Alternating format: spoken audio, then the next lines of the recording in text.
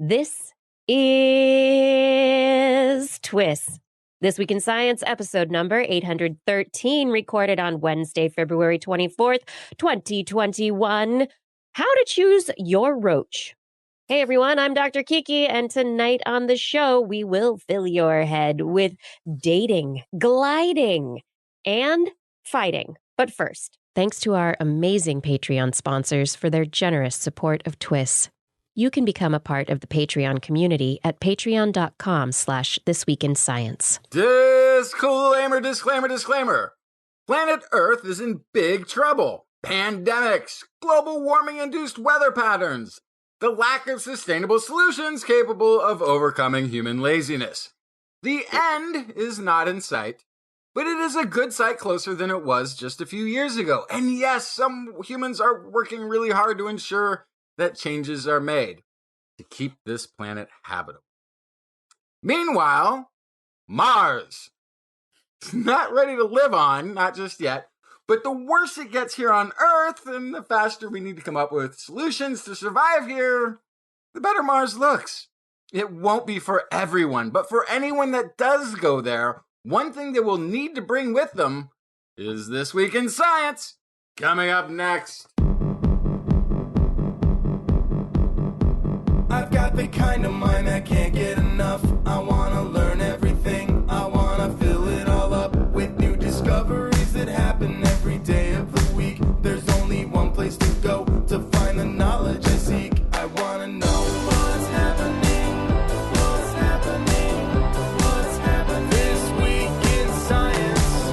What's happening? What's happening? What's happening this week in science? Good science to you, Kiki and Blair. And a good science to you too, Justin, Blair, and everyone out there. Welcome to another episode of This Week in Science. We are back with all the science that we can fit into this show, which is usually quite a lot. And I'm very excited to have pried myself off of a very warm, comfortable couch to come talk about science this evening. Yes, I am. I have stories tonight I've got some stories about artificial intelligence and video games. I also have a story about magnetic poles flipping. I've got a brainy story and a slimy story for my section in the end of the show. Fun stuff. What do you have, I like Justin? that story. I saw that one too. I've got dating sites with Aboriginal wasps, how to win at cockroach fighting, why taxes and red tape are a good thing, and mushroom soup. I love mushroom soup. Yeah, that's good stuff. It's delicious. All right, Blair, what is in the animal corner?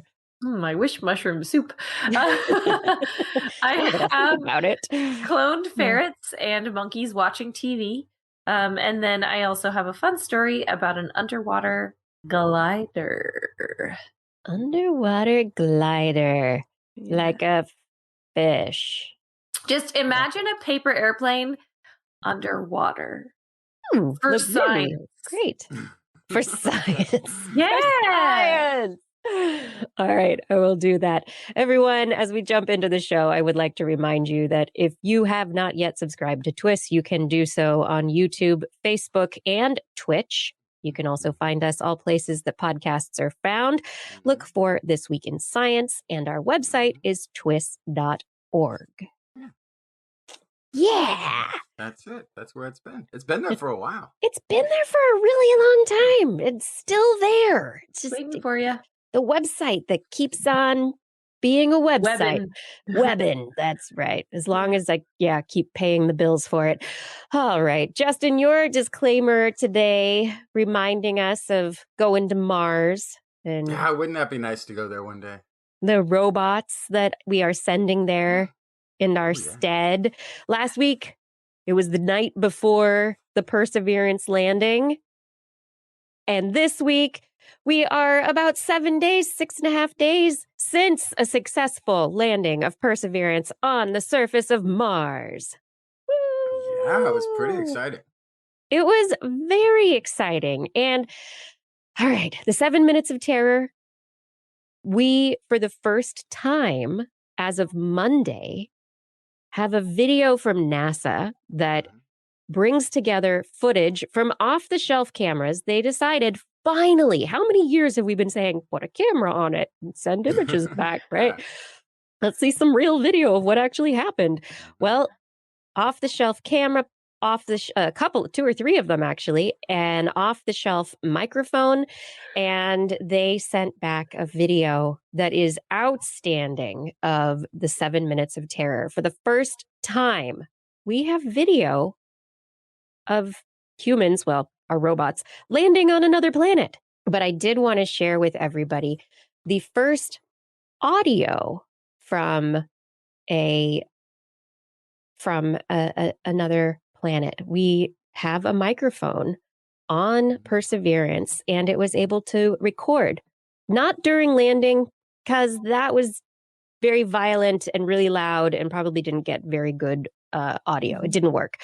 But after landing, just shortly after landing, this was sent back.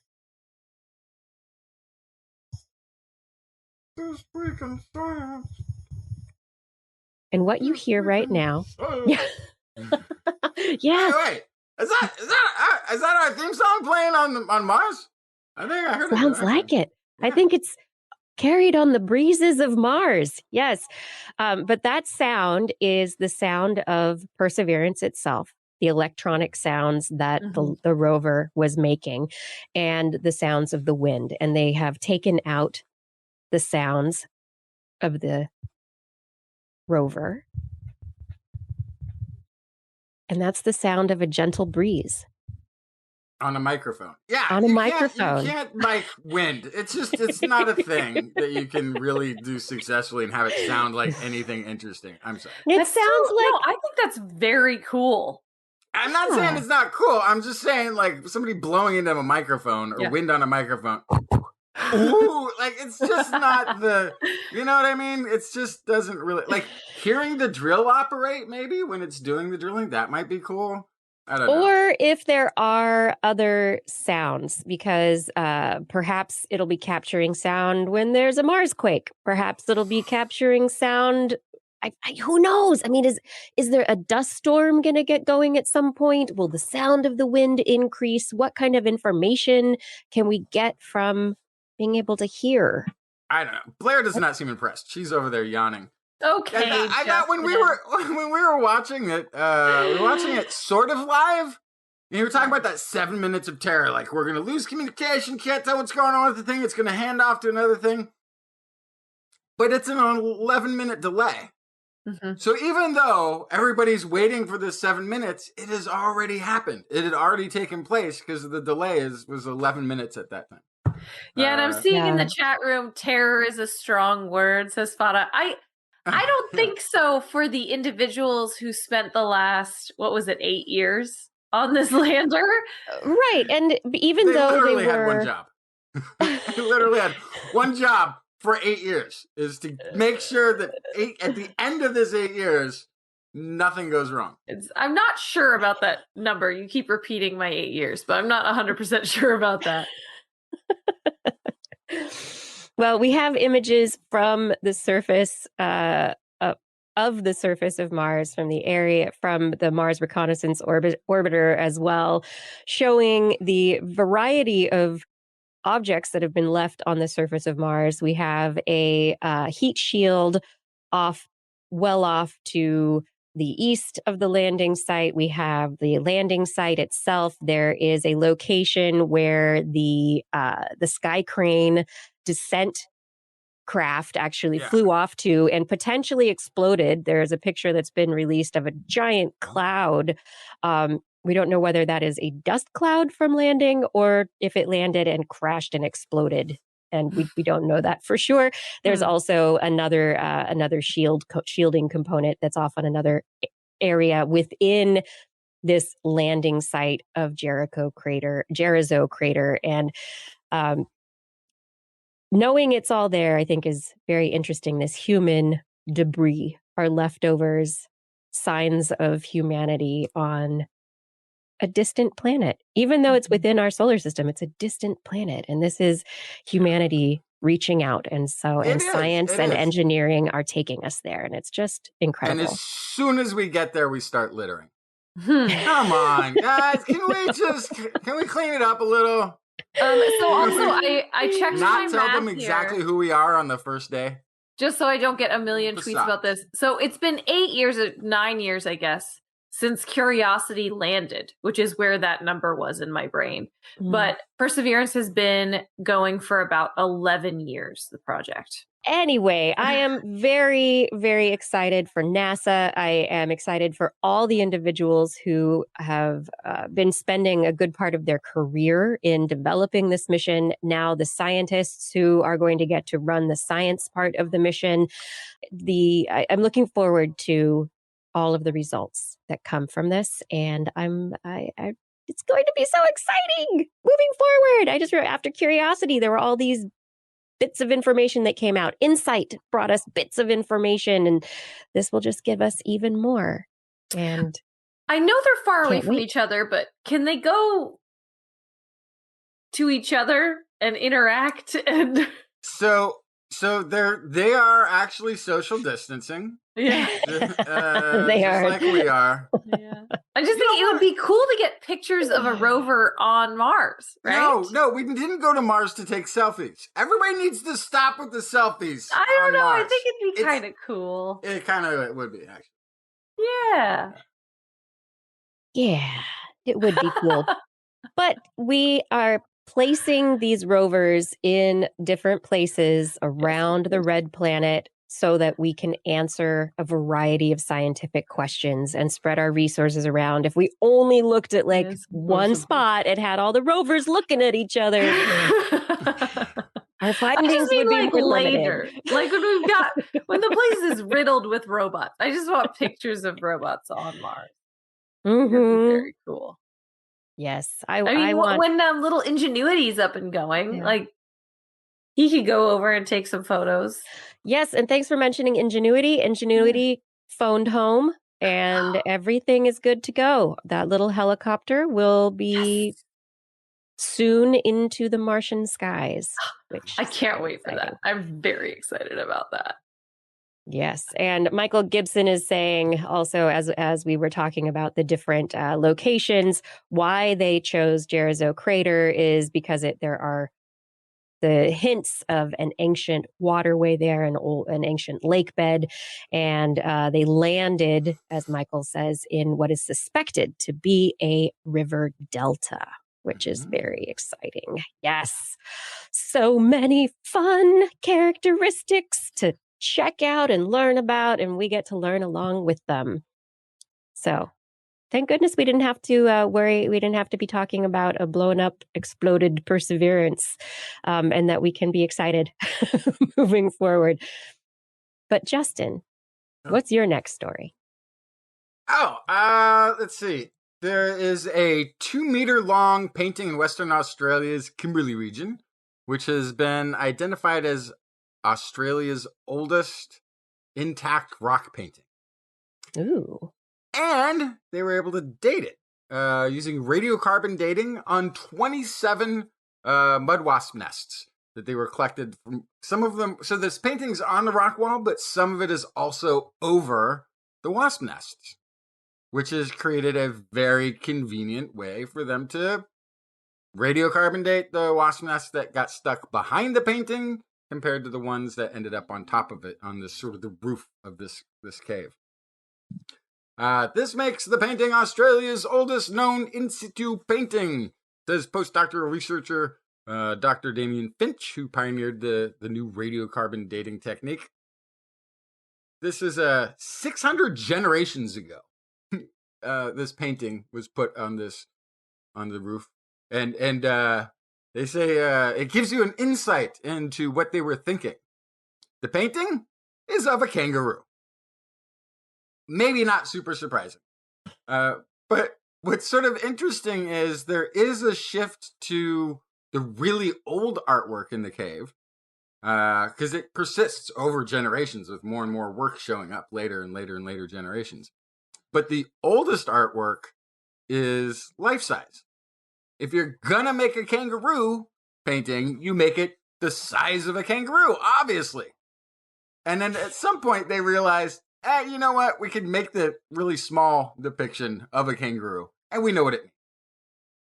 I just imagine trying to like doodle in the margins of something in life size. But it's sort of funny. Like it's almost like this was the first big renaissance in the art movement. You know, it's not just when they've got the depth perception of within the painting, or they've gone to some other abstract technique. It's like, oh, you know what? We don't have to render everything in full size. We can scale it down once in a while.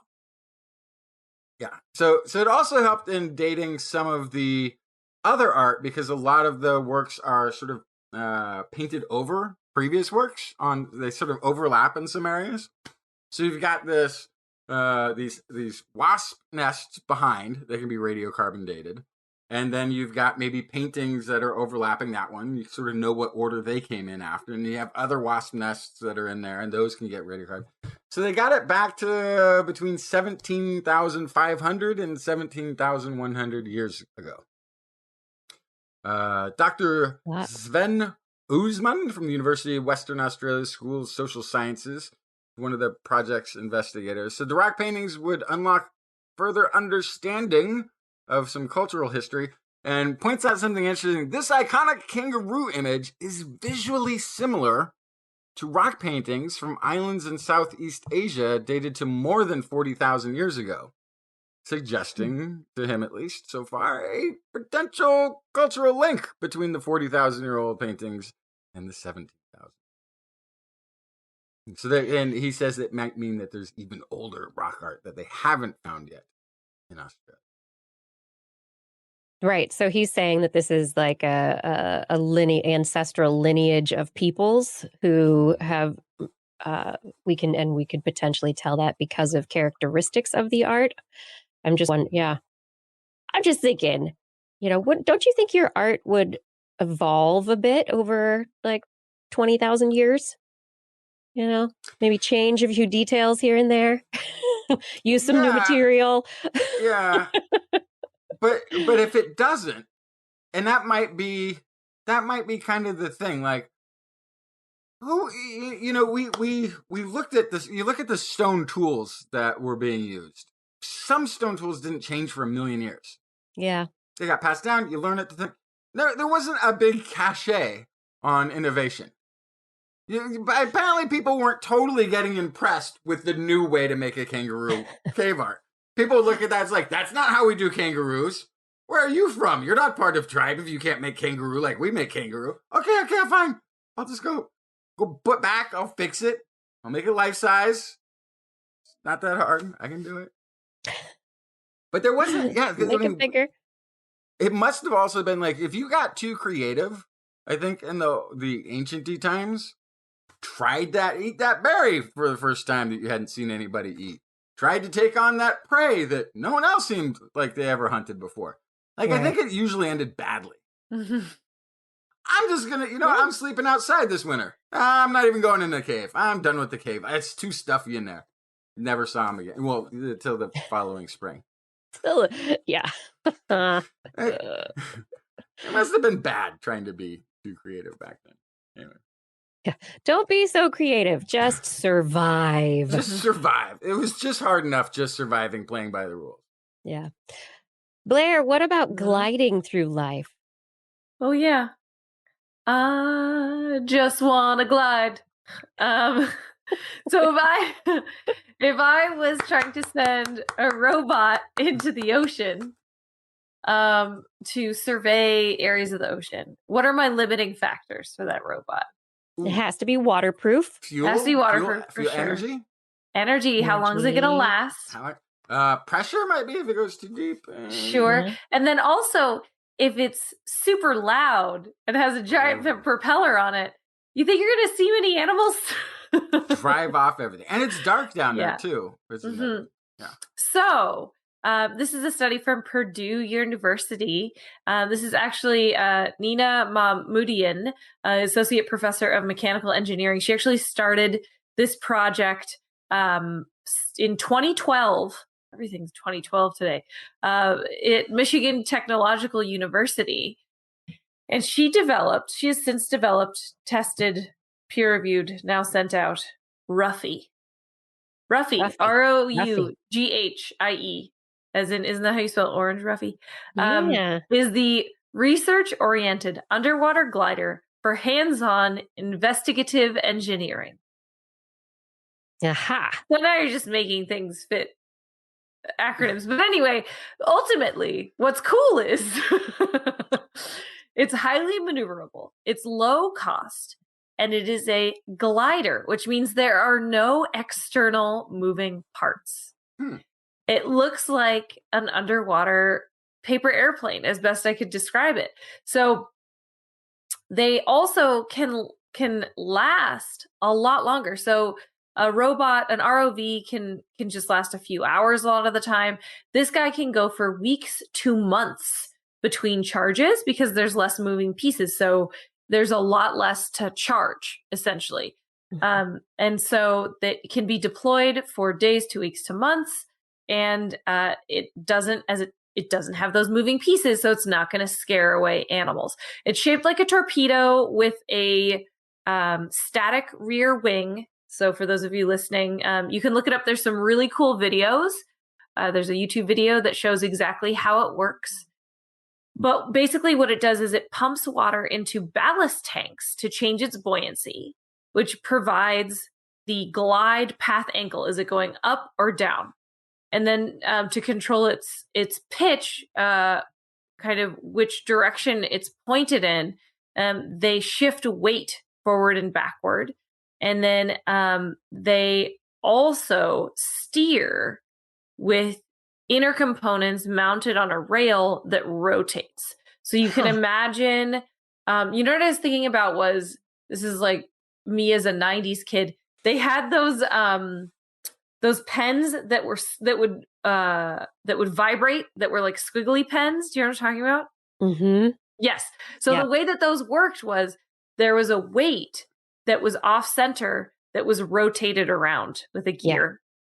So I picture it like that. So basically they're able to move this weight around to be able to adjust where it's being dragged towards. So everything is on this pole inside of the torpedo in just this very compact space. So you'd be able to make different shapes, different sizes, and apply this to other types of gliders as well. It also has a much better turning radius. So previous gliders have about a 33-foot turning radius at best, but this guy has a 10-foot turning radius. So much it is easier. It's a compact design itself. So it being so small, it's going to have a smaller turning radius. Yeah.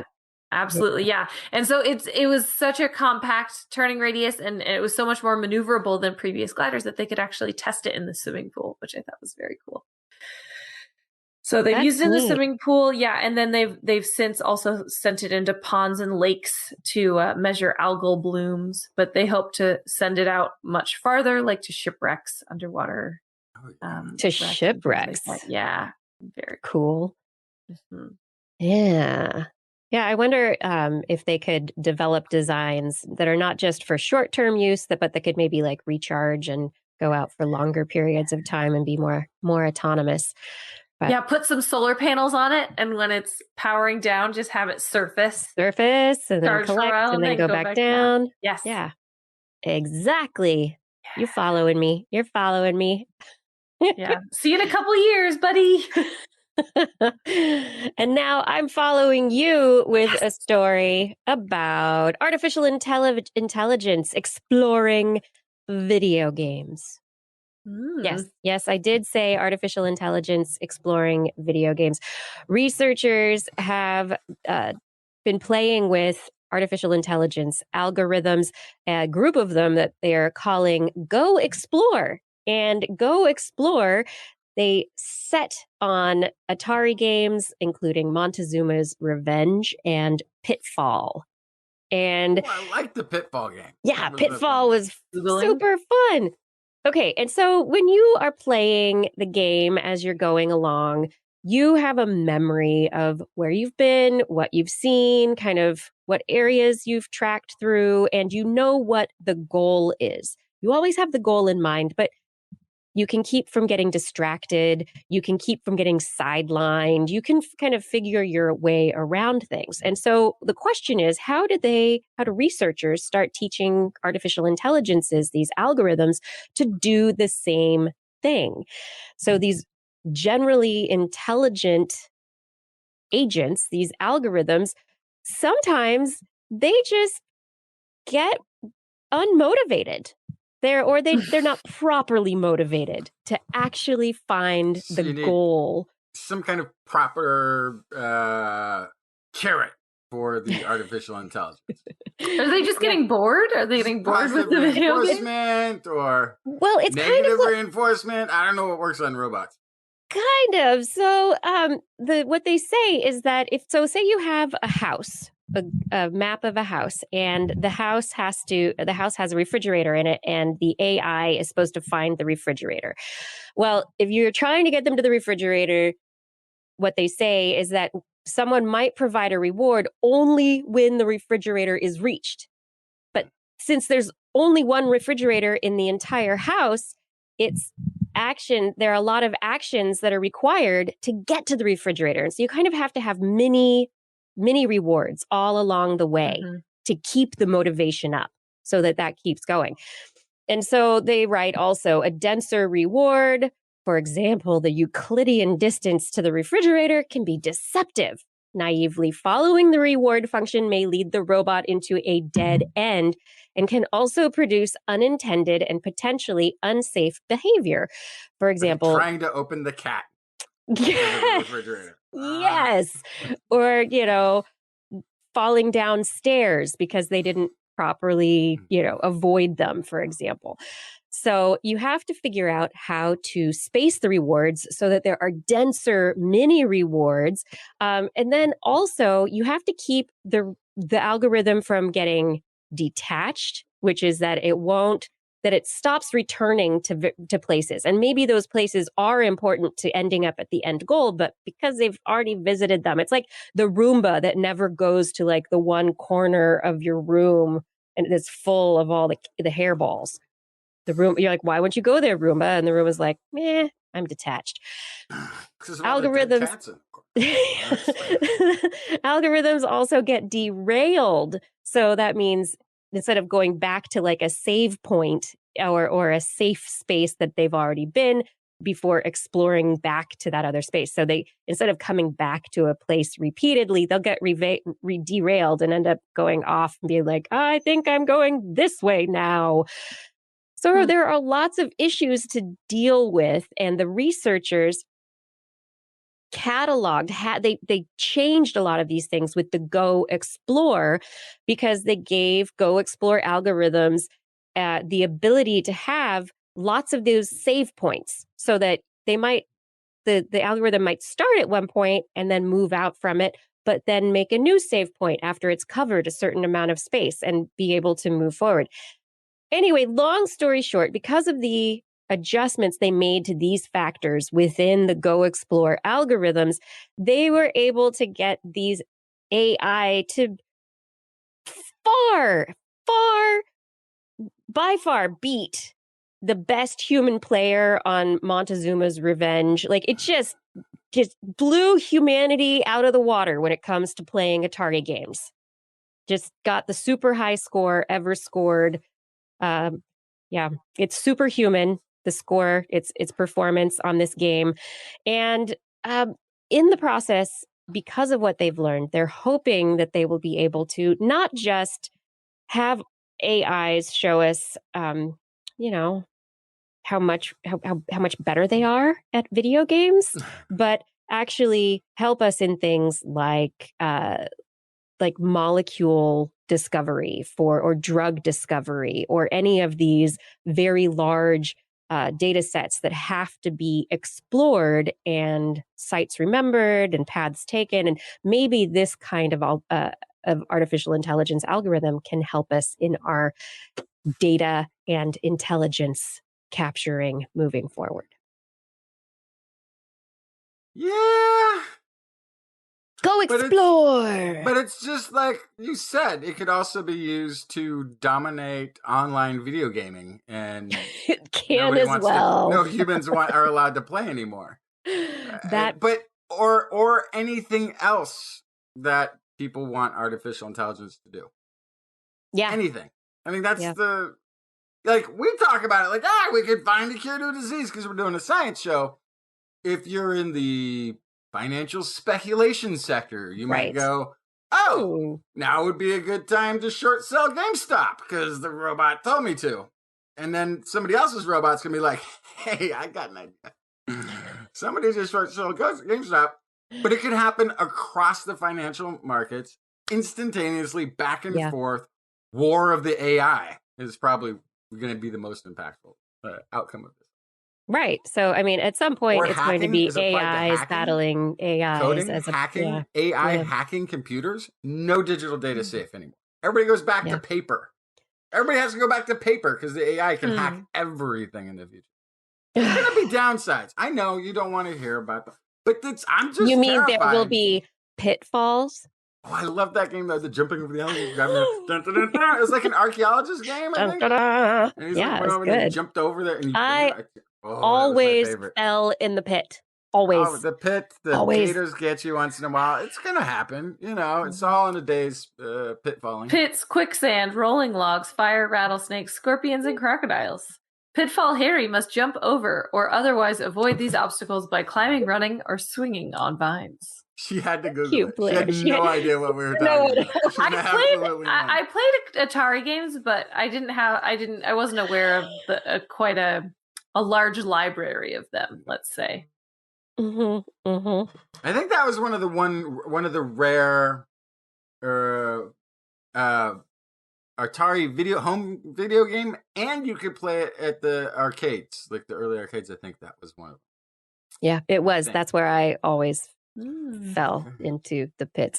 Justin, tell me, if we're not going to the arcade, we're going to the cockroach pit fights, right? It doesn't happen.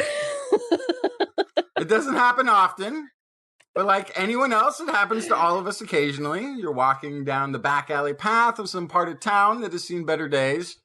You follow the muffled sounds of people cheering, the faint whiff of cultivated smoke in the air. Down some below street level stairs through an unmarked metal door, and suddenly you find yourself where the action is hissing. Cockroach fights! You want to place your bet with the three-fingered man in the orange visor, but how do you know which roach to ride? Science to the rescue! Turns out, not all cockroaches are equal. Some are super athletes with larger respiratory systems and are more likely to win in physical mating battles.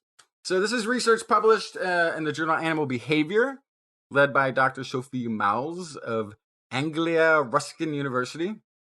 She studied aggressive interactions between male wide-horned hissing cockroaches, Gromphador ina oblongata. The animal contests are usually won by the larger opponent in physical fighting, and that's pretty much the same across all of the animal kingdom. And they also can sort of size each other up and go, I'm not going to fight. You win, because I can tell you're bigger. So what they did was they took a bunch of same-sized cockroaches, and they put them up against each other to see what would happen. And they studied the winners of those battles, or those who were rated most dominant, whether they won the battle or sometimes maybe even just scared the other one away. CT scan of all the cockroaches was then carried out and allowed them to see the whole body, including the size of the respiratory system. And that was when they realized, hey, all the winning cockroaches have bigger respiratory systems. So anyway. So they look the same from the outside. Look the same from the outside. But on the inside, they're very totally different. So they're getting more oxygen. They get more oxygen. They can fuel their little cockroach muscles to twitch faster. Don't fight, stronger. buddies. But yeah, so if you go to a cockroach fight, Bet on the cockroach who isn't smoking. With the biggest lungs. The one with the biggest lungs. So, yeah. Blair, you look concerned. That's just that's a wild thing to do in the name of science. I get it. I just wasn't expecting to see a cockroach cage match today. That was not on my radar. I mean, really, both cockroaches they come out just fine in the end. It's fine. It's not like they ate their wings off, like your story last week. Fair, but that was consensual. Could be way worse. It could be worse. What? So the worst that happens typically in these is one cockroach gets flipped over on its back and then does this for a little while. Ah! It was just especially with the red lighting. Oh no, that's actually from one of the cage matches. That's one of the cage matches. The red light cage matches are to the death. That was different, what you were witnessing. You just went to the most extreme version of the sport right away. Oh no. Oh my goodness. All right. I have another story that doesn't have to do with cockroaches. Well, kind of does. It has to do with running in underground and hiding in the cracks until it's safe to come out. So I guess that it has to do with cockroaches, except it has to do with all life on Earth because researchers in Australia, they looked at a really, really, really old tree. So these researchers were looking at a tree that it's the New Zealand kauri tree, and it's one of the most ancient types of trees in the world, and it gets preserved. There are trees that have been preserved by the swamps and the bogs, and these trees can be dated way, way, way, way back. And so these researchers dated the trees back to the Lachamps excursion, which is about 41 to 42,000 years ago, about at the last time that the Earth's magnetic fields flipped. So the researchers looked at cross sections from 4 of these old trees going back to about 41, 42,000 years, and they analyzed them for carbon-14. Now, why did they look for carbon-14? Well, the reason is that when the magnetic field of the Earth weakens, more cosmic rays make their way through the atmosphere, through the surface of the Earth. And as they make their way through the atmosphere and they come into contact with carbon, they turn it into, they cause the reactions that lead to the production of more carbon-14. So weaker magnetic field, more cosmic rays, more carbon-14. And so they thought, we've got these old trees. Let's look at them and see if we can find a signature of increased carbon-14 dating back to the time of that last magnetic pole flip. And that is what they found. They found increased levels of carbon-14 in the trees going back to about 41,000 years ago. And this supports a hypothesis that has come out a few times over the years that periods of magnetic pole flips are potentially very dangerous to life on Earth because of the increase in cosmic rays, decrease in ozone. So there's more radiation solar radiation making its way through the atmosphere to the surface of the Earth. And they've got all sorts of things that back this up that are really interesting, which tie in a little bit to the paintings on the cave wall story that you were talking about, Justin, because they suggest that there is an increase in cave paintings about 42,000 years ago because people went underground to survive. That's the idea. And so they went underground and they're like, hey, I'm bored. Let's paint. We don't know if that's true, but there are cave paintings back then. But people have always lived in caves, so I think that's off and on, tying just it together. Depending on the weather more than anything. Yeah. And so if you go outside, you get burned. I mean, it hurts when I go outside. You'll go outside, you hunt, and then go back underground again. But 40,000 years ago, no, that's too long ago. But that's That's interesting. That's interesting. It does seem like when the major die-offs that I saw was being attributed to this they kept pointing to like large fauna. Yeah. That largely disappeared in the overlap of mankind. Yes. Also. So that's like... It could be mankind, our influence, but it could also be that kind of thing that the environment changed, the climate changed. There was an increase in solar radiation, a change in the atmosphere that led to more atmospheric hydrogen, more nitrogen oxides, less ozone because it's getting consumed by those things. And because there's less shielding from radiation, but they you'd see a lot of changes in weather patterns. They suggest that there could have been massive cooling to the planet as a result of the magnetic field shift. Yeah, but lots of things tying back, and it's just very interesting that they have this bit of evidence from these very old trees in New Zealand. Yeah. So, I mean, it's also interesting because we are potentially going through the beginning of a magnetic pole shift right now. So what's going to happen? We all live inside anyway, so it doesn't matter. Life has obviously survived for millions, billions of years in one form or another. Humanity has survived for over 200,000 years.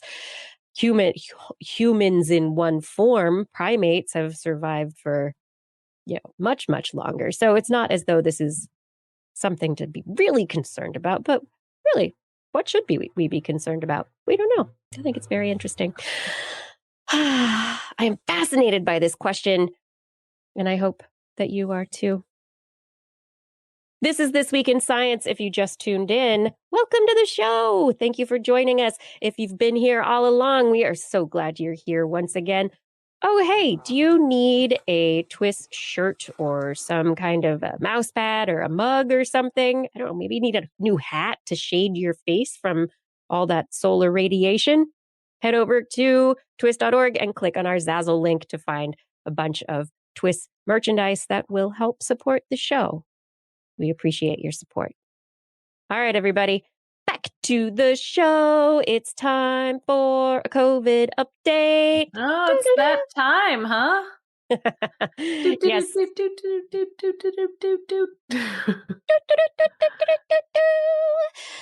Well, I just want you to know that according to the CDC, vaccines are just doing awesome. I mean, we're not getting them out as fast as we would like, but we really are getting them out there. And that's just awesome. I think props to people getting vaccines, to getting vaccinated. It's all helping to push this pandemic a little further away every day. 13.8 million doses of vaccine were administered in the first month of COVID vaccine safety monitoring. So this time period is December 14th to January 13th. And we're now end of February, so you know that there's much more adding on to this. But in that first month, the data from that, 13.8 million doses of vaccine were administered. 6,994 post-vaccination adverse events were reported in the VAERS, the Vaccine Adverse Event Reporting System. And the most common symptoms were headache, about 22%, fatigue, 16 or so percent, and dizziness, again, 16.5%.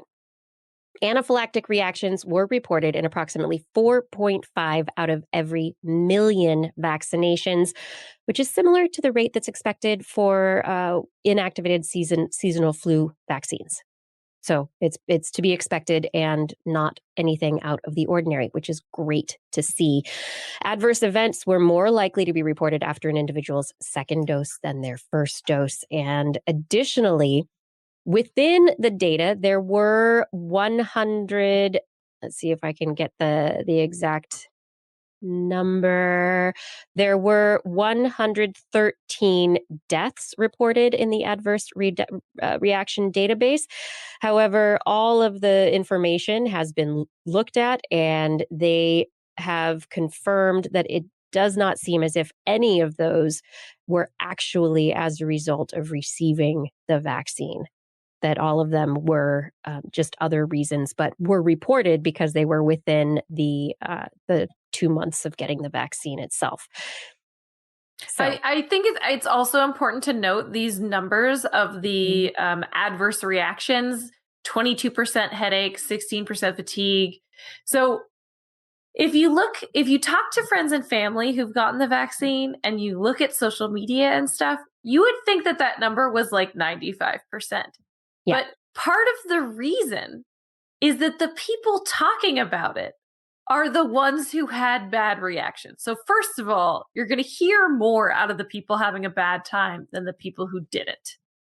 But on top of that, our brain is programmed to remember better bad stuff. right. So I think that's my, I don't have any data on why it seems that way, but based on our understanding of bias and how reporting can be misleading, I'm pretty confident that that's what's going on here, because this number hasn't really increased.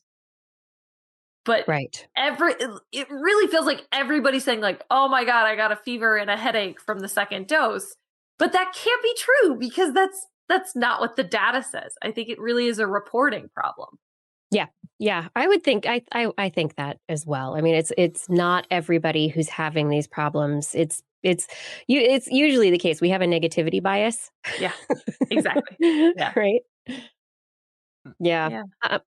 So it's very exciting. Vaccines are rolling out, and that is extremely positive. And additionally, researchers are looking into ways that we can potentially treat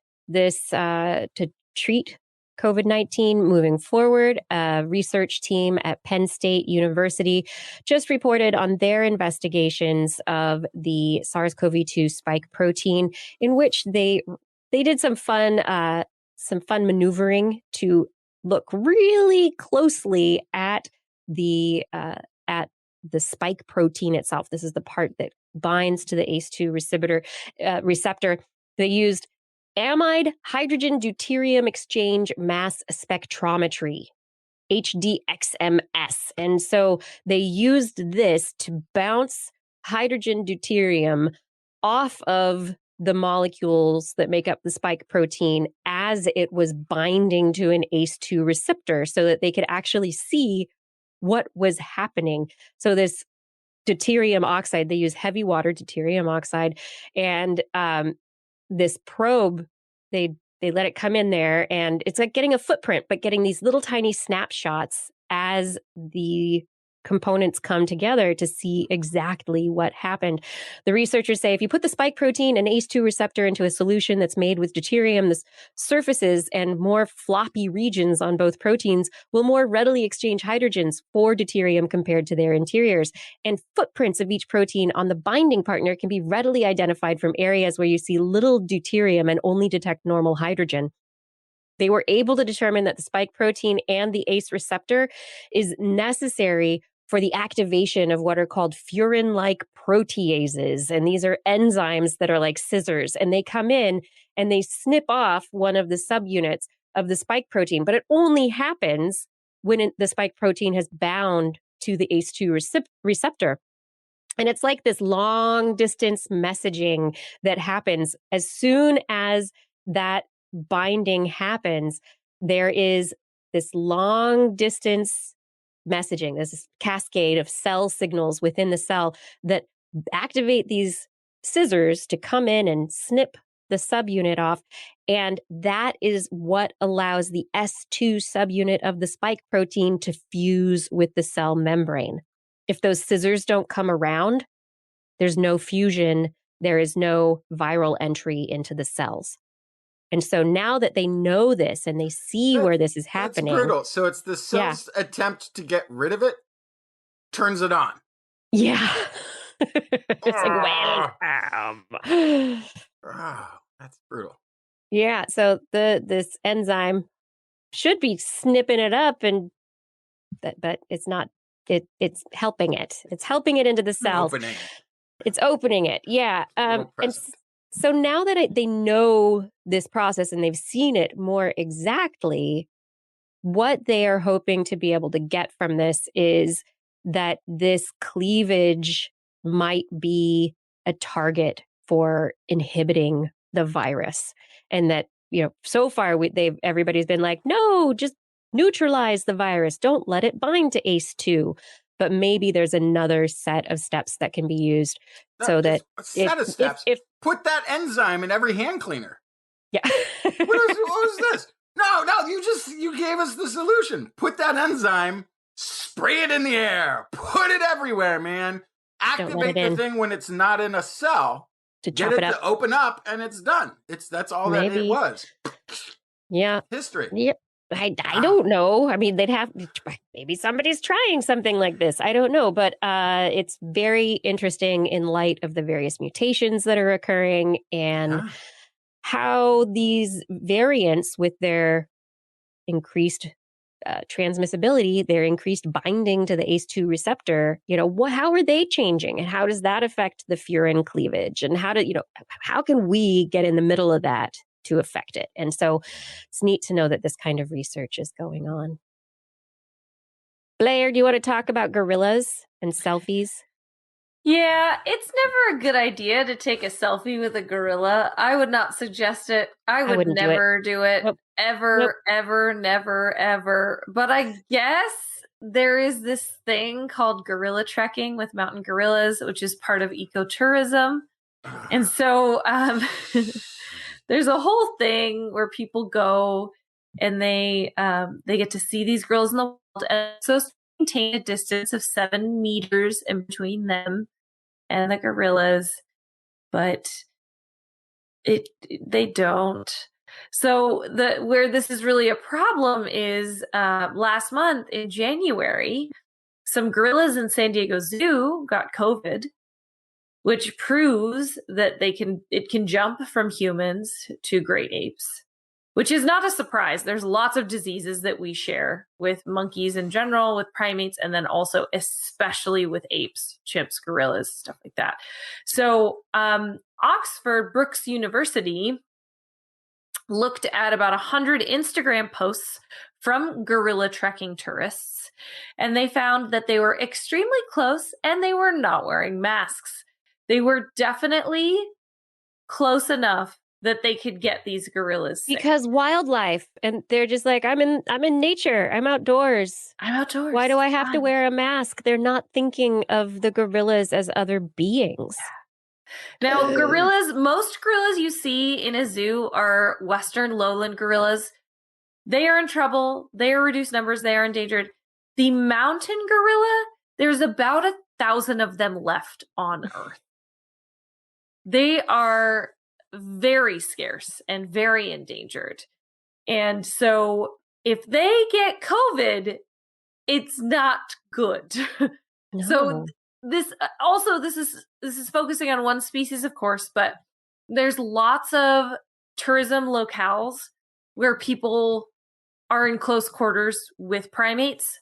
So if you think about great apes, that's one thing. But if you just think about primates in general, there's a lot of opportunities for COVID to jump to primates and impact wild populations. Because also, it's one thing if a zoo population gets sick, that sucks for those gorillas at San Diego, but they're not going to get gorillas at the LA Zoo or San Francisco Zoo sick.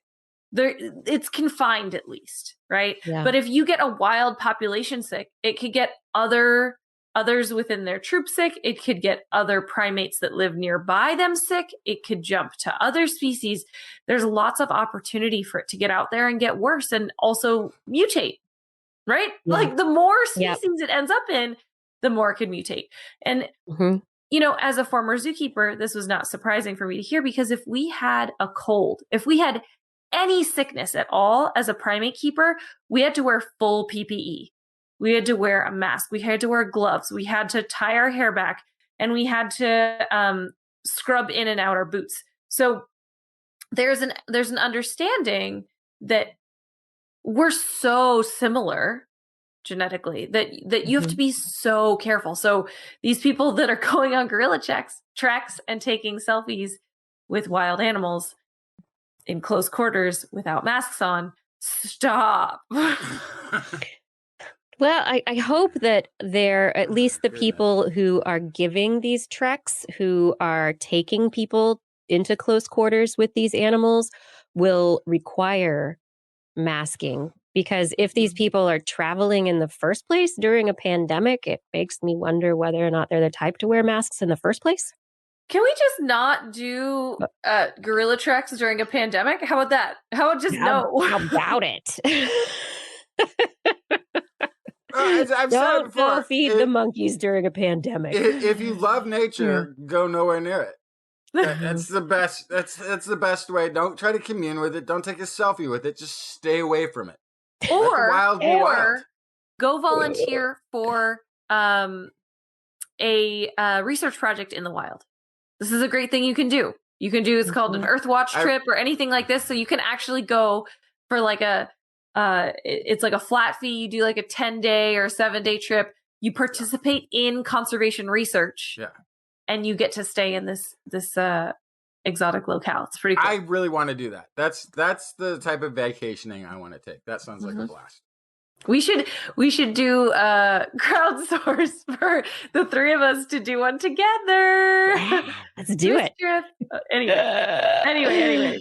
COVID news. Anyway, that's what we were talking about. Yeah, in the avoiding things vein, last story for our COVID segment, unless you all want to talk about the variants and things that are happening right now in the New York Times and Los Angeles Times stories that came out yesterday, scaring us about a new variant that we can't do anything else about except actually just staying home and wearing masks and continuing to try and reduce spread of the virus even further. Anyway, from that tangent, places you should avoid: the gym. People are breathing and huffing and puffing, and they're not open. What? Studies from the CDC report a couple of instances of gyms, exercise facilities reporting high numbers of COVID-19 illnesses. In one, among 81 attendees of indoor high-intensity fitness classes during 1 week, 68% developed COVID-19. If your gym... Such a high number. It's a very high number. Like, it's really high. If your gym is not requiring masks during exercise, if your gym is not requiring physical distancing, if it is not decreasing class sizes, and if it is not making efforts to improve ventilation, you should consider a new gym. Because these are things that will help: masking, physical distance, decrease class size, improve ventilation. Oh, and by the way, same thing goes for schools. You need to follow these kinds of procedures for opening schools as well. Anyhow, can we just keep working together to complete this pandemic? That's what I would like to do. The science is here. Science is working. If you have questions about COVID-19 vaccines, or about the variants that are out, please send them to me, Kirsten, at thisweekinscience.com. We'll do what we can to answer them on the show. Yeah, be good. This is This Week in Science. If you love the show, please tell a friend. That would be really helpful. Thank you for listening. Coming on back, Blair. You know what time it is? What time is it? It's time for Blair's Animal Corner. With Blair. She loves our creatures, great and small. Biped, millipede, no pet at all. You want to hear about animals? She's your girl. Except for giant pandas and squirrels. What you got, Blair?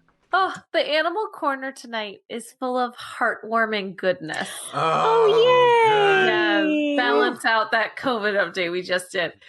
So first, we have a new hope for black-footed ferrets. Now, ferrets, if you're not familiar, are the adorable weasel, if I may. But a lot of people are familiar with European ferrets, which are the ones that you see, I'll say domesticated. They make questionable pets, and they're actually illegal to have as pets in California, mainly because of the black-footed ferret. So let me tell you about the black-footed ferret. They do look a lot like that domestic European ferret, but they have black feet. Done. End of story, right? No, so they live out in the plains in North America, and they eat small rodents mostly. Their number one thing that they really like to eat is prairie dogs. And around the 1980s, thank you, Kiki, in around the 1980s, we thought they were gone. We thought they were completely extinct. Chalk one up to a loss column for humans. We lost another one. But actually, in 1981, just a year later, a rancher found a small population on his property. Before that, as people did westward expansion, they were developing farmlands and homelands on these prairies that were riddled with holes from the prairie dogs. And they create these kind of like networks of tunnels underground. And it's really cool. They actually have room-based tunnels. So they'll have a bathroom, they'll have a nursery, they'll have all these specific things in their tunnels underground. Very cool, very important to their colonial lifestyle. But these settlers said, I don't want these prairie dogs around. I can't prosper with my farm and my prairie like this. So they eradicated them. They started killing them off in huge numbers, poisoning them, shooting them, trapping them, everything they could do to get rid of the prairie dogs. But again, that was the main food of the black-footed ferret.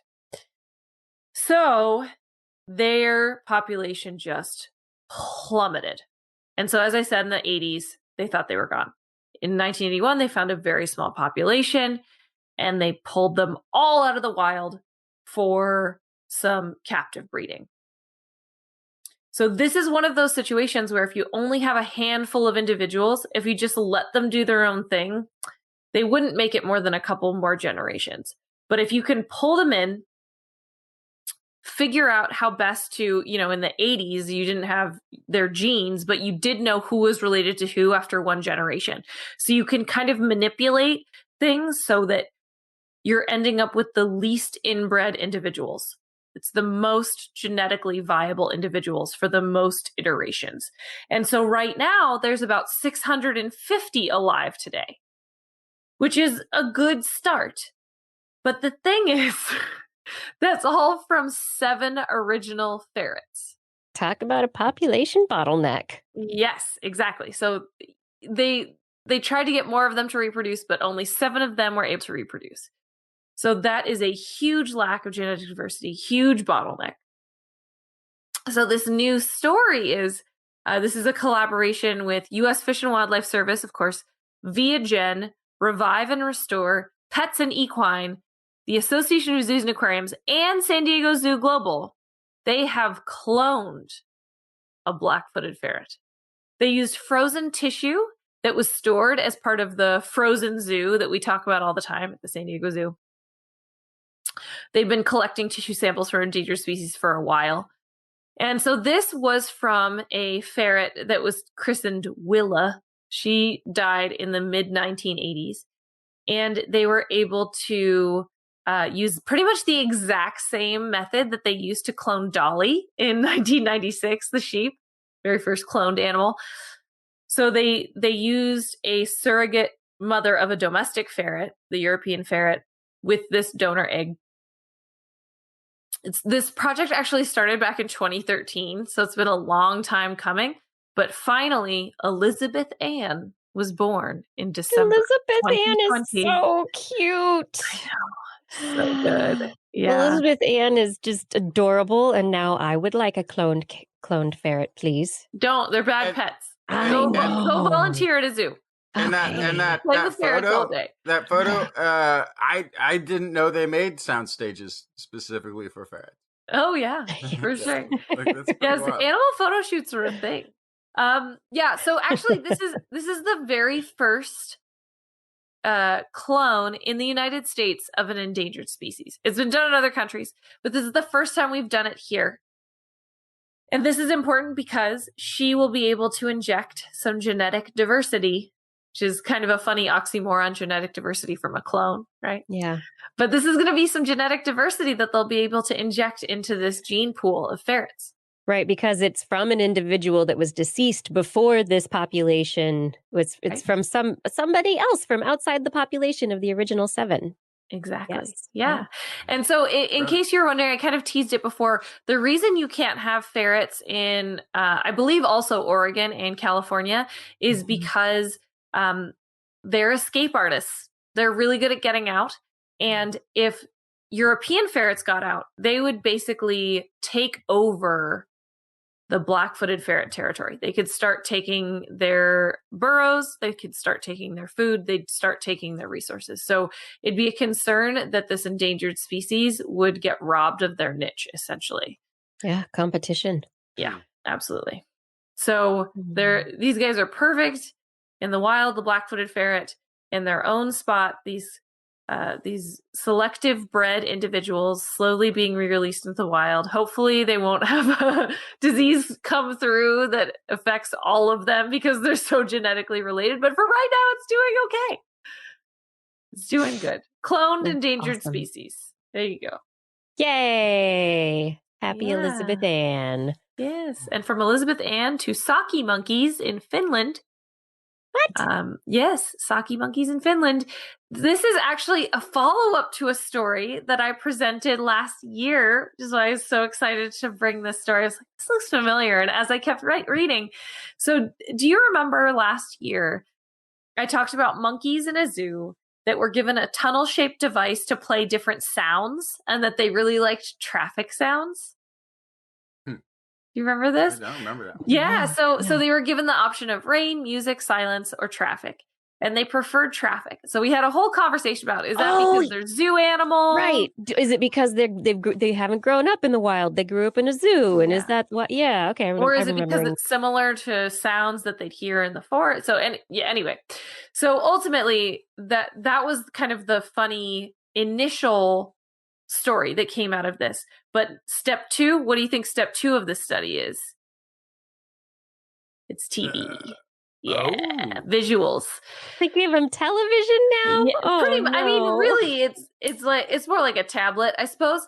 But yeah, it's in a tunnel built of plywood and acrylic, and it has a monitor on the other side. It has, of course, a camera and sensors so that they can figure out what the monkeys are up to. And so it was up to the animals to decide if they wanted to step in.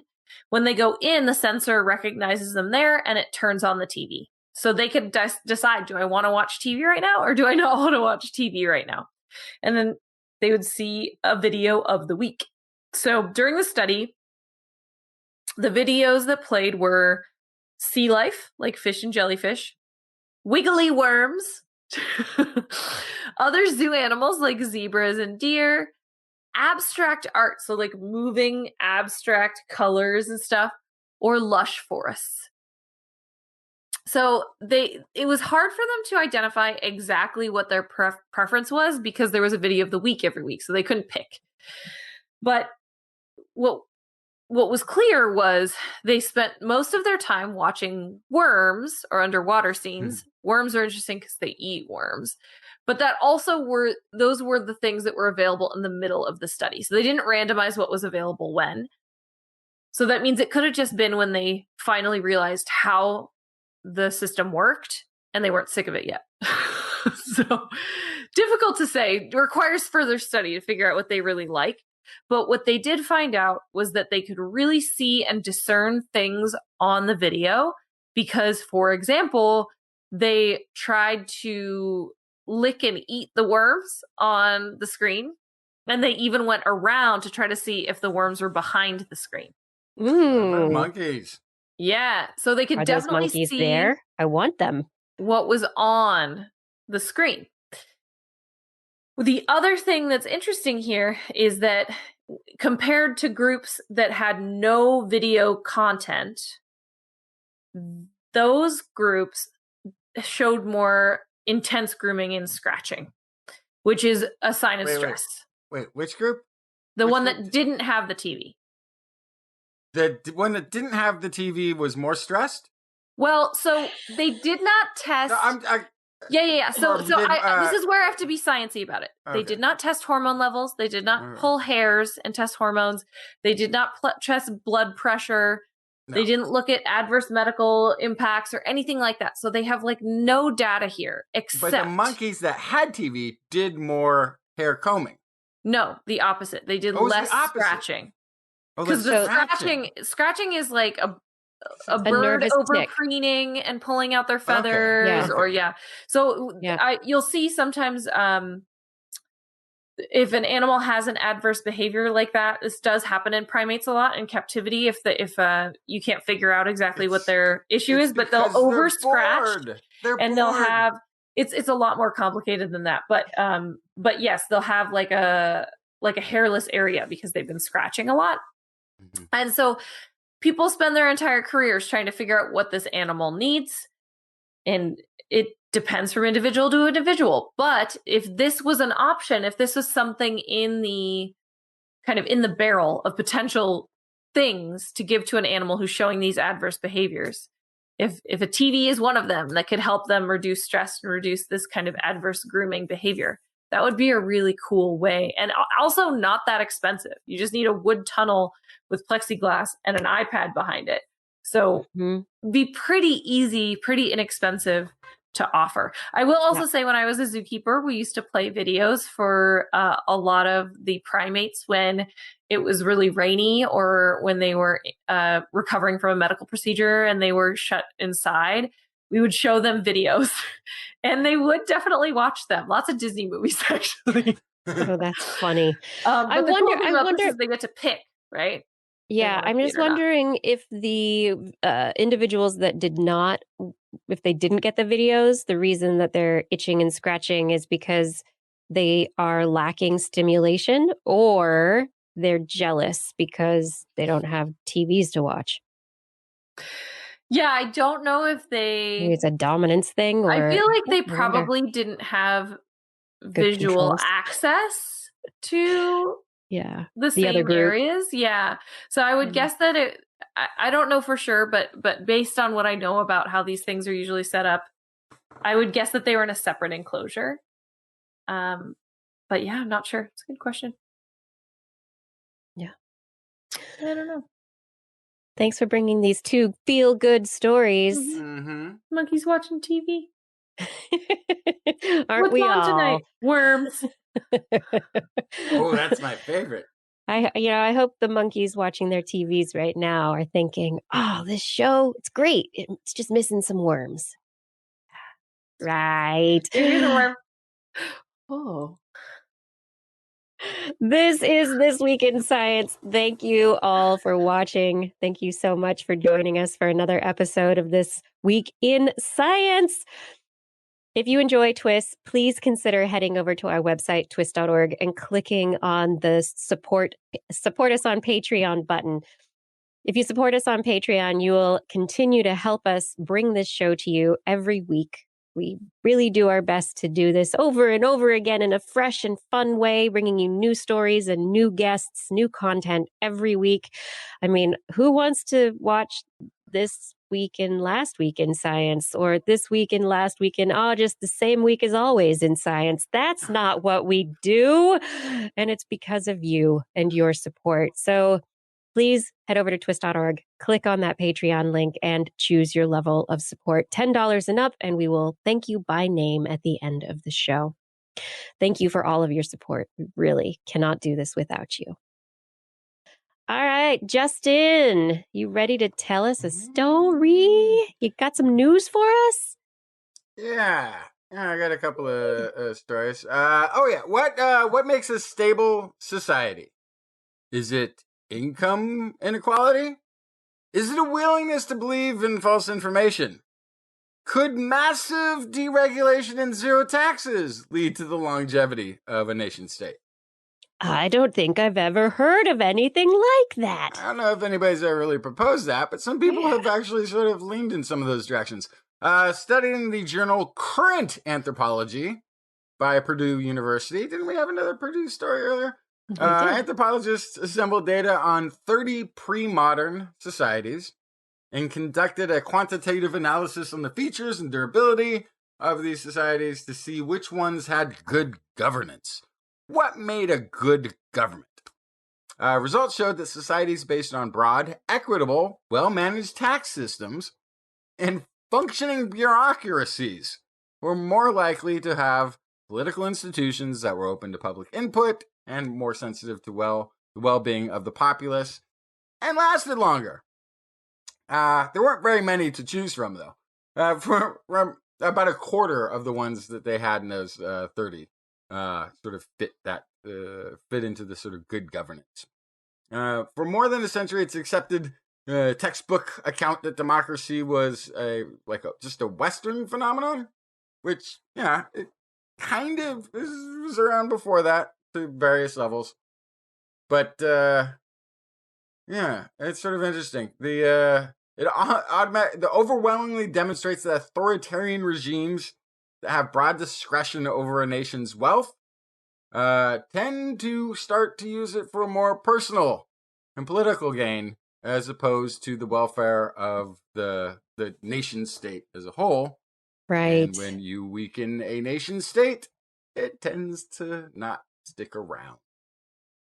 Just skimming off the top, and I'll just take a little bit more and a little bit more. All of that, all those bureaucracies, all those regulations and red tape, and all the taxes you pay, that's the price of being in a civilized society. That's sort of just the way it's all. There hasn't been a successful model without taxes and bureaucracy.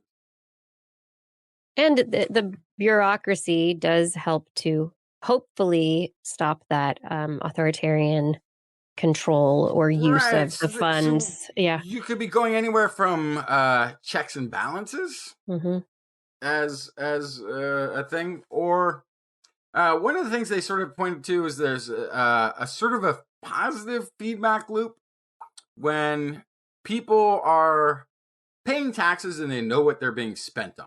That they know they're being spent on something that generally benefits them and their society. Yeah. Then they're happier in the society. They're more supportive of it. They're more willing to pay taxes to it and work towards the interests of the city-state. And politicians in that system, the bureaucracy side of it is, if you are spending those monies on your nation-state, on trying to improve people's lives, your people will support you. And it was a very positive feedback loop. And I think that's part of what sort of projected the longevity of those tax and good bureaucratic management system. And then this is the last story that I've got, at least. What makes a healthy diet? We have the 5 food groups. Can you name them? Isn't that defunct? There's grains. Okay, there's dairy, meats. Yeah, protein. Produce. Yeah, fruits and vegetables. Fruits and vegetables are separate. That's 5. You can. Okay. And then your yogurt probiotics. Is that where you're going? Yeah, no. That's dairy. That's definitely in the dairy category. Well, Is grains? Is that like wheat and rice? That would be it's grains or starches. They kind of put grains and starches together. Okay. So I guess I don't know, spaghetti noodles, spaghetti pasta. That's in the grains and starches. What about fats? Is fat something? That's probably somewhere in the protein foods to dairy, right? Fats? No. Well, it's all included in there. But anyway, stuff. Okay, where do mushrooms fit? Protein, vegetable. It's a little. It's sort of. It gives you some of the nutrients that a meat would, and they have schlepped it into the vegetable category because people cook them with vegetables, right? Which is not, for a reason to put it into a food category. People cook it with vegetables. So that's why people think tomatoes are vegetables, right? Goes on your salad. So no, actually that's very specific. What you just brought up is a very specific thing. The reason it's a vegetable, the reason tomatoes are a vegetable, this was under the Reagan administration. Oh, right. He Ketchup. declared it a vegetable so that ketchup could be considered a vegetable in a kid's lunch. Yeah, I recall that. So that for the mandatory lunch program that we had to feed all the kids, which is a good thing, you could take out the green beans, I guess, and put ketchup on the menu, and you wouldn't have to have both. Does the body good. Yeah. I would say, though, as a longtime vegetarian, little chicken pescatarian eater now, mushrooms have always been a big source of protein. I've always thought of them as an alternative to meat. Well, think about how many portobello burgers there are. So many. But you can do mushroom on pasta. You can do, mushrooms are fantastic. I love mushrooms. Except for the weird ones that are too chewy, and that's gross. But anyway, that's just me. Other people love them. So but go on. This is a follow-up study from something they were doing last month. They identified reasons to add more mushrooms to the recommended American diet. The slight disclaimer, this is a Mushroom Council funded study. Oh, jeez. Okay? But if you think about it, who else is going to finance research into the nutritional value of mushrooms other than the Mushroom Council? So they spent like $1.5 million in the last 3 years on the Fungus Council food research. There's a Mushroom Council, if you didn't know. I did not know. Now I know. Huge in the edible mushroom commercial circles. Anyway, the new research is published in Food and Nutrition Research. It examined the addition of mushrooms to the USDA's recommended food plate. So they said if you had this portion in there, which is I think was 84 grams of mushrooms. So about 4 or 5 of those medium to big white mushrooms.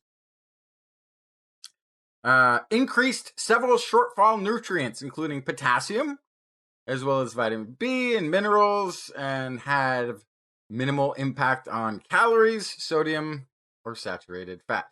So it showed here that they had, with that 84 grams of mushrooms, had an increase of potassium, 8 to 12%, copper, 16 to 26%, selenium, 11 to 23%, riboflavin, 12 to 18% increase, and niacin, 11 to 26% increase, with just 5 mushrooms a day. And none of the negatives. Also, oddly, and I don't understand this at all, this I need to have explained to me at some point.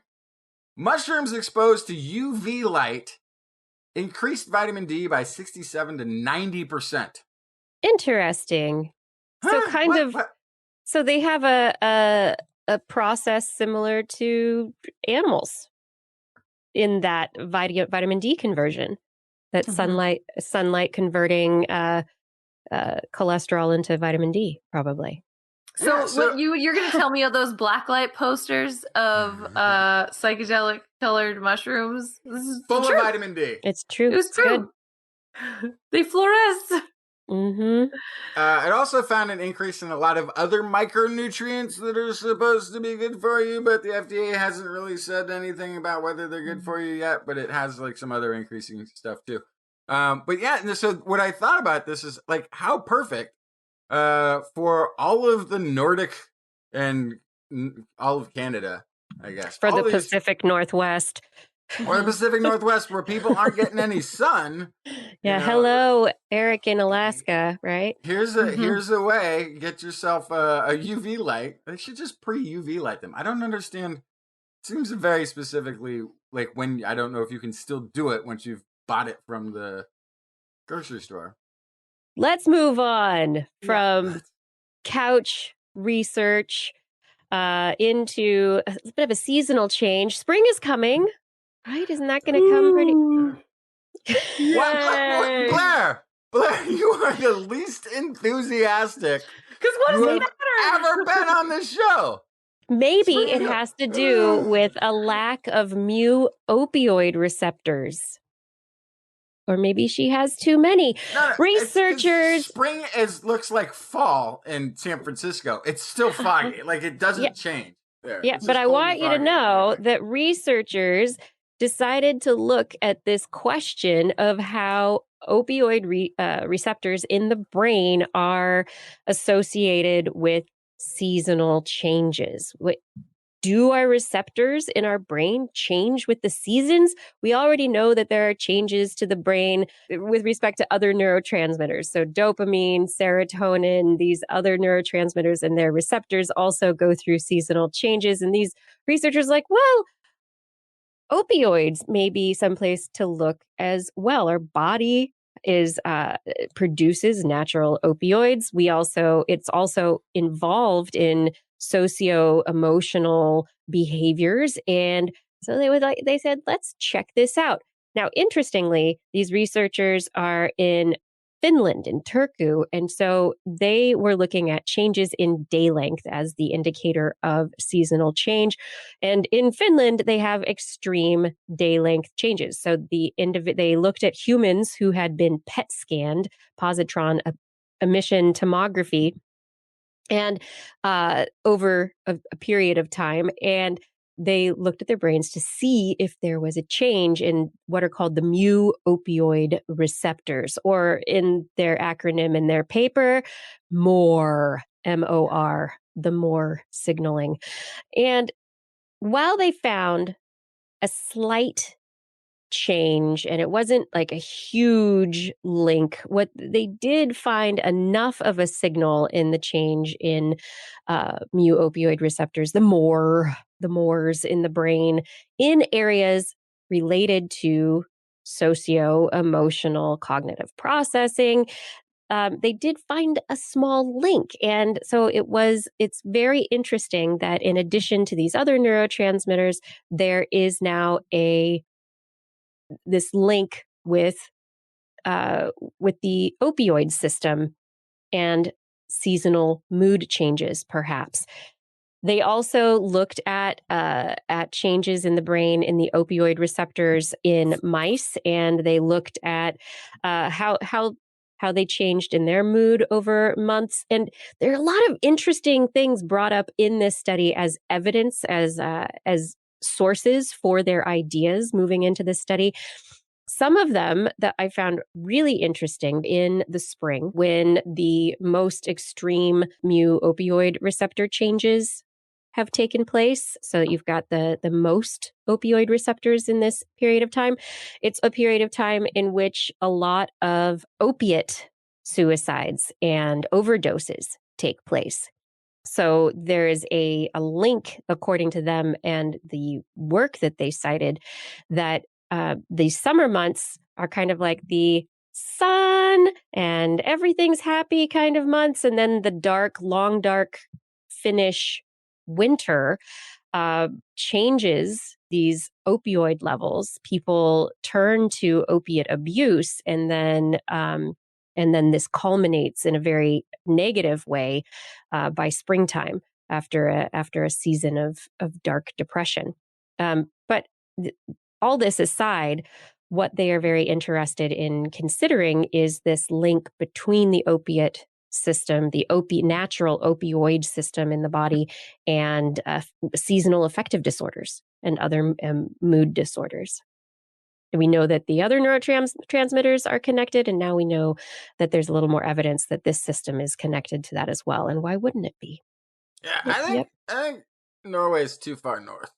Yeah, a little bit. It's one of those places that would probably be really interesting to visit in the summer. In this summer, yeah.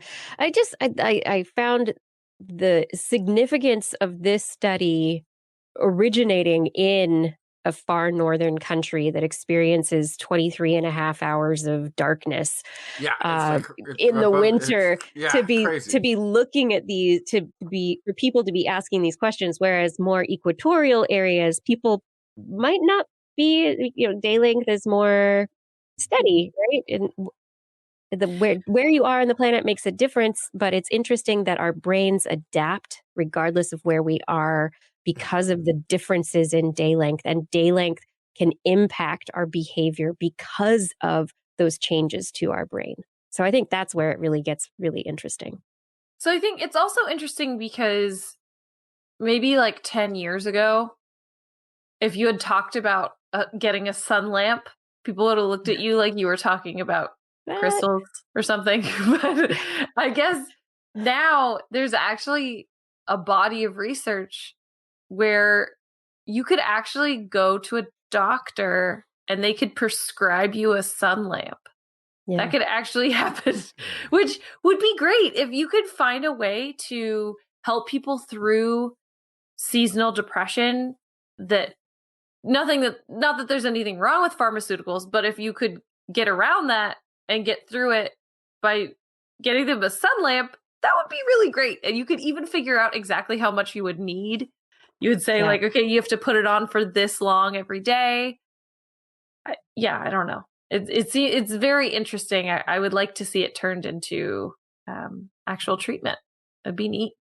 Yeah, and if it could be, it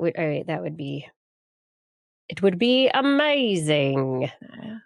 Yeah.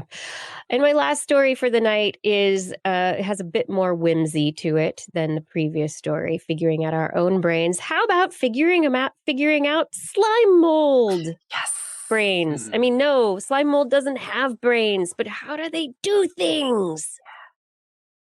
They're so cool. I love slime mold. Slime mold is amazing. It's a basic, it's a biological computer. It's a very basic biological computer, and we're still trying to figure out how it does a lot of the seemingly intelligent feats that it does. And one of those is how it remembers things. So slime mold is known for having memory. And when we talk about that, it's one of the ways it remembers, one of the things it remembers is food sources. That's important to it. Mm-hmm. So if you put a food source in a location and the slime mold is able to detect it and find it, there is somehow a system in place in the slime mold that changes the structure of the slime mold, allowing it to remember where that food source is for a long period of time. Even if another food source might show up someplace else and it might have to grow and move to other places, it could potentially go back to the food source from before. How does that happen? How is it able to calculate that? Well, researchers at the, let's see, where are these researchers? These researchers, the Technical University of Munich, decided to take a really close look, like under a microscope, at the slime mold. And they've determined that slime mold is made up of these little tubules.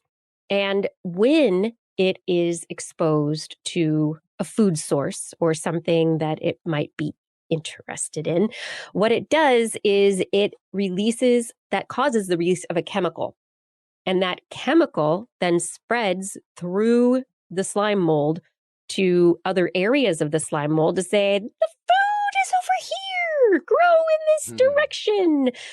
But, it's a slime mold, so this is a chemical signal. There's no words actually saying this. It's just it's chemical call and response, signal reaction. The trick is that the slime mold, it isn't just branches of mold growing off in a fractally pattern like a tree with its branches. What it is a series of tubes. It really is a series of tubes, and the compound that is the signaling molecule softens the tubes so that it allows the flow of nutrients and also increases the flow of that chemical to other areas in the slime mold.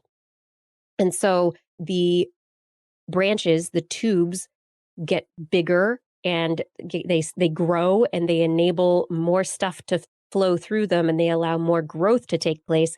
And so it is this structural change that occurs as the result of a chemical signal that leads to this so-called memory of a slime mold.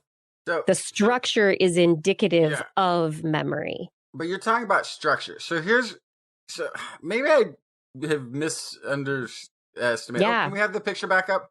Oh, so what you're showing is a petri dish, which at first look appears to be a giant colony that has spread out across of all these tiny single-celled fungi or whatever, this mold creature, like all these It's a single mold. things that spread. But that's not what this is it? But I mean, aren't they like weirdly? They're like the largest single cell creature or something. They are single-celled, yes. So yes, this it's a single-celled organism. It's not a bunch of little cells. No, but what we're looking at isn't a bunch of single-celled creatures, or is it? No, it is a single-celled organism. That is one single-celled creature spread out across it. So these things can be like, from what I've heard, like 10 feet. They can stretch out over 10 feet. And there still is, I'm like not quite understanding this. You understand? That it's not a colony that you're looking at there, but one creature. Yes. They're huge. Physarum polycephalum has no nervous system. It is somewhere between. They say it exists at the crossroads of animals, plants, and fungi.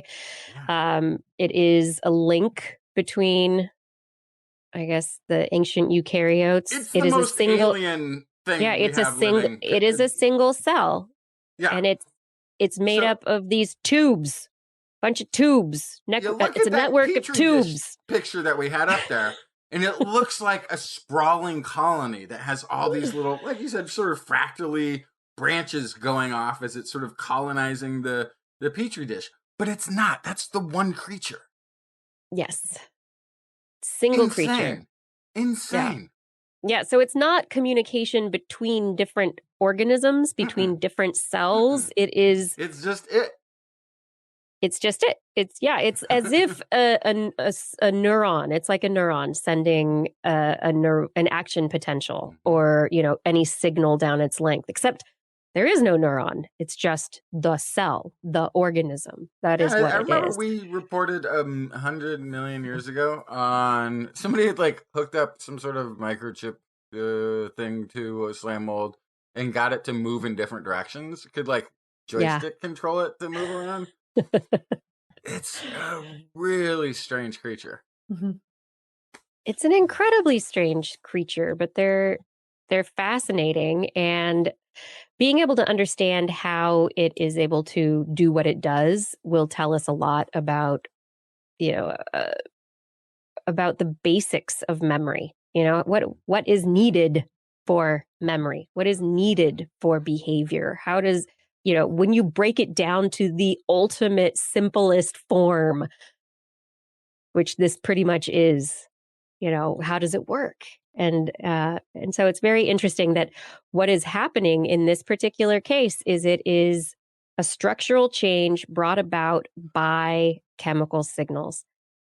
And the researchers write in their abstract, they combined theoretical model and experimental data to reveal how memory is encoded. A nutrient source locally releases a softening agent that gets transported by the cytoplasmic flows within the tubular network. Tubes receiving a lot of softening agent grow in diameter at the expense of other tubes shrinking. Thereby, the tube's capacity for flow-based transport get permanently upgraded toward the nutrient location, redirecting future decisions and migration. This demonstrates... This is a logic... Yeah. It's a logic machine. It's like a single cell computer. Yeah, that's what I said. It's like a little basic computer. It really is. No, I get it. I mean, you said it. Now you really get it. It's a computer because it's using logic or something. No, this is that's like a mechanical logic system in place. Yep. Wow. Yeah, that's amazing. Yep. This demonstrates that the nutrient location is stored in and retrieved from the network's tube diameter hierarchy. Mechanical logic gates. Yeah. In a I don't even know what to call them. Tube. It's a slime mold. It's a slime mold. Yeah. I don't even know how to categorize it. The blob.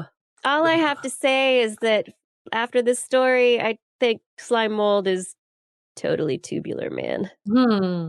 That's only like it's more than 30 years out of date. That it's fine though. It's fine. It's fine. Stuff comes around again eventually. Somebody listening to this, you're the Jetsons. We'll totally get that. Yeah. Eventually, one day we will get to the Jetsons. I will have my jetpack. So will you. We'll be happy. Did you see the new the new post office cars? They look like the Jetsons car. No, do they? Not. That would be awesome. We'll talk about it in the after show. Oh, They yeah. look so futuristic. All right, after show it is. I have a letter that I wanted to read from one of our listeners in response to our conversation about fractals a week or so ago. I enjoyed the story about fractals you brought last week. I would like to share something related to it with you. Art is not science, but art can be informed by science. In particular, music is informed by mathematics, physics, and cognition. Musicologists have long recognized self-similar and recursive structures in music, which are characteristics of fractals. More recently, some composers have intentionally used fractals in their music, usually in digital compositions. I create self-similar recursive patterns of intervals that look like fractals from which I compose. I imagine these fractals to be infinite, but the part that appears in the score is the part that occurs in our hearing range. I used one particular fractal to compose a piece, which is then shared as a YouTube link that I will share with you all on our website if you head to twis.org for the show notes tomorrow after they're posted. Get to see it now. I wanted to see it now. But I love the idea that music could be that they're the mathematics of fractals, because music is inherently mathematical, can represent fractals as well. And so I think that in itself is a very, very interesting idea that these repeated patterns and infinite complexity could play off. And so, Paul, thank you so much for sharing your music and sharing your thoughts and your composition. I think it is wonderful. Paul is a professor, associate professor of music theory and composition at the University of South Dakota, and has been listening to TWIS for a long time. If you have any responses to stories that we've had, be sure to email Kirsten at thisweekinscience.com, or there are other emails that we will read off at the end of the show for Justin and Blair and me. And oh my gosh, it is the end of the show. Oh, what? How'd that happen?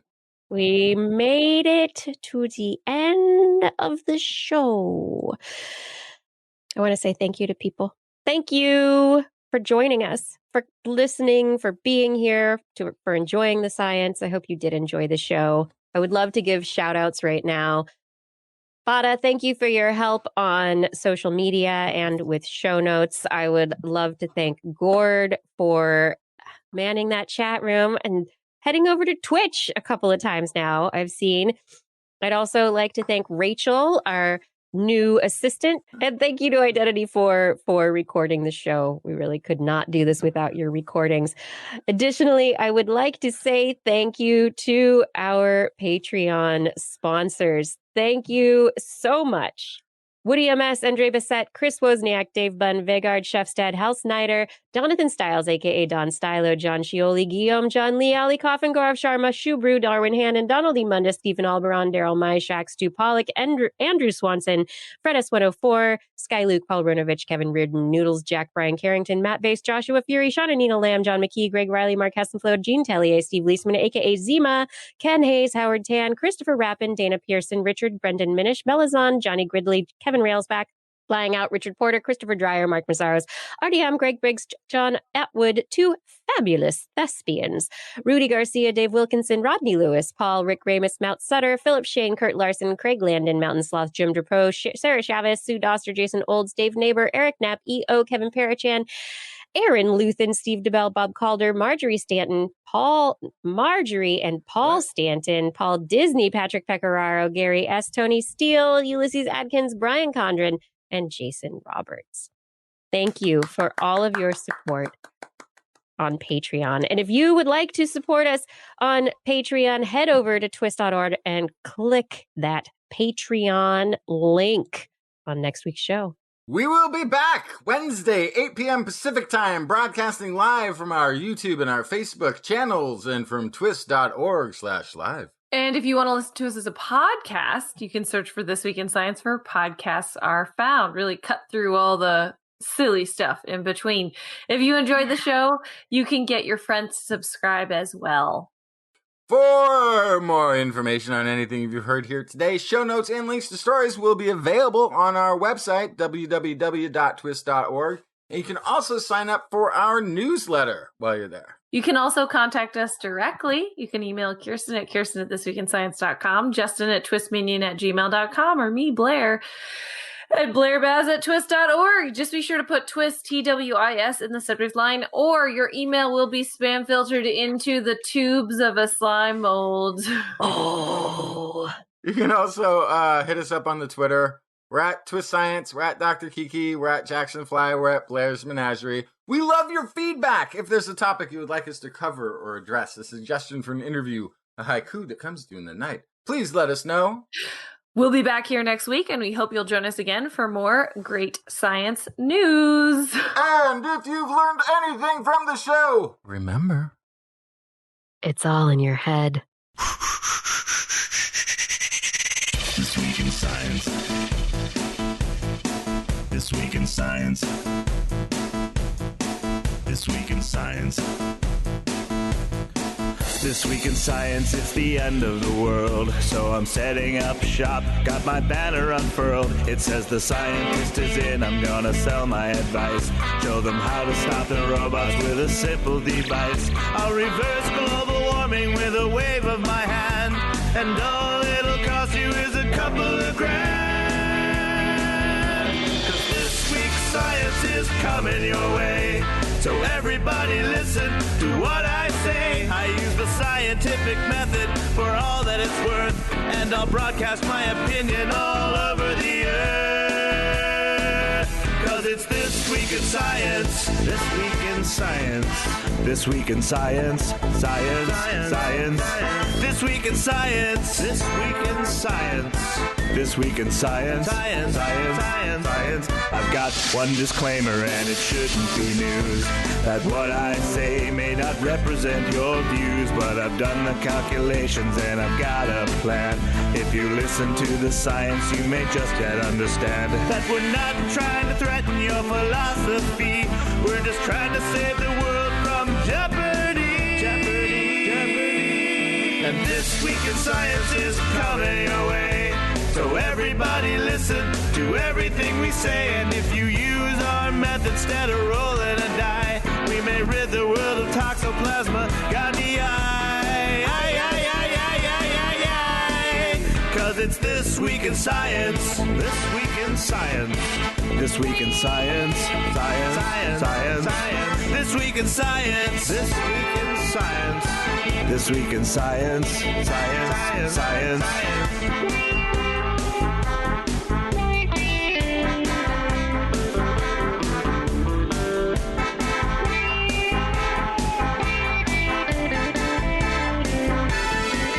Got a laundry list of items I want to address, from stopping global hunger to dredging Loch Ness. I'm trying to promote more rational thought, and I'll try to answer any question you've got. So how can I ever see the changes I seek when I can only set up shop 1 hour a week? This Week in Science is coming your way. You better just listen to what we say, and if you've learned anything from the words that we've said, then please just remember it's all in your head. 'Cause it's This Week in Science. This Week in Science. This Week in Science. Science. Science. Science. Science. This Week in Science. This Week in Science. This Week in Science. Science. Science. Science. Science. This Week in Science. This Week in Science. This Week in Science. This Week in Science. This Week in Science. This Week in Science. This Week in Science. This Week in Science.